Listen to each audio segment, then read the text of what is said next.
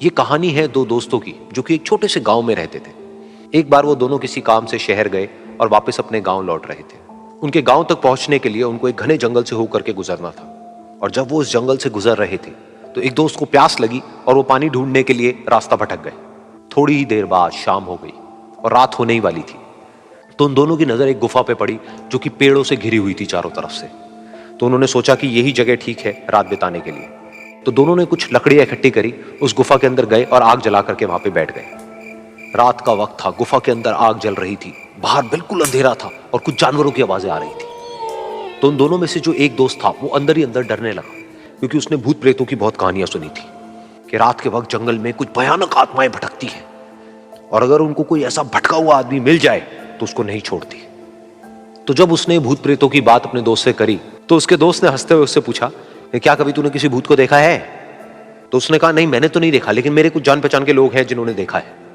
तो उसके दोस्त ने उसको समझाने की बहुत कोशिश करी कि यार ऐसी सुनी सुनाई बातों पर विश्वास नहीं करते हैं, अब तू सो जा और मुझे भी सोने दे, मुझे नींद आ रही है।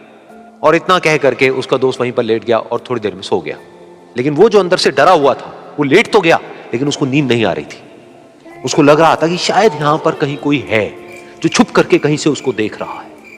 उस आग की वजह से कुछ परछाइयां बन रही थी वहां पर पत्थरों पर, तो उन परछाइयों को देख करके भी वो डर रहा था। फिर कुछ घंटे तक ऐसे ही चलता रहा। फिर उसके बाद में क्योंकि वो थका हुआ था तो उसको नींद आ गई। लेकिन नींद आने के कुछ देर बाद ही उसको एक सपना आया।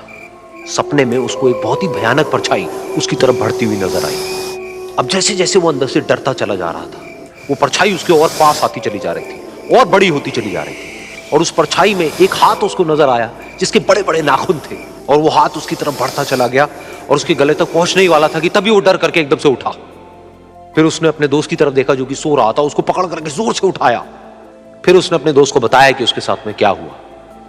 तो उसका दोस्त फिर हंसने लगा। फिर उसके दोस्त ने उसको कहा, अब अगर दोबारा से तुझे वो परछाई दिखे तो तू वही कहियो जो मैं तुझे कह रहा हूं कहने के लिए, फिर देखते हैं वो परछाई तेरा क्या करती है। तुझे अपने अंदर ही अंदर बोलना है, मैं तुझसे नहीं डरता, सामने आ। तो उसके दोस्त ने वैसा ही किया। थोड़ी देर बाद दोबारा से उसको सपने में वही परछाई नजर आई और वो परछाई धीरे धीरे उसकी तरफ बढ़ने लगी। लेकिन इस बार वो उस परछाई से डरा नहीं, बल्कि अपनी पूरी हिम्मत जुटा करके उसने वही कहा, मैं तुझसे नहीं डरता, सामने आ। मैं तुझसे नहीं डरता, सामने आ।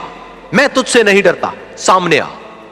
जैसे जैसे वो ये बोलने लगा वो परछाई छोटी होने लगी और उससे दूर होने लगी। वो बोलता रहा, वो परछाई छोटी होती रही और धीरे धीरे वो परछाई दिखनी बंद हो गई। बिल्कुल ऐसा ही हमारी जिंदगी में भी होता है। हमारे अंदर जितने भी डर हैं, उससे हम जितना डरते हैं हम उतना ही छोटे होते चले जाते हैं और वो डर उतने ही बड़े होते चले जाते हैं। लेकिन अगर हम अपने अंदर के डरों से नहीं डरते हैं और उसका सामना करते हैं तो दुनिया का ऐसा कोई भी डर नहीं है जो कि हमें डरा पाए।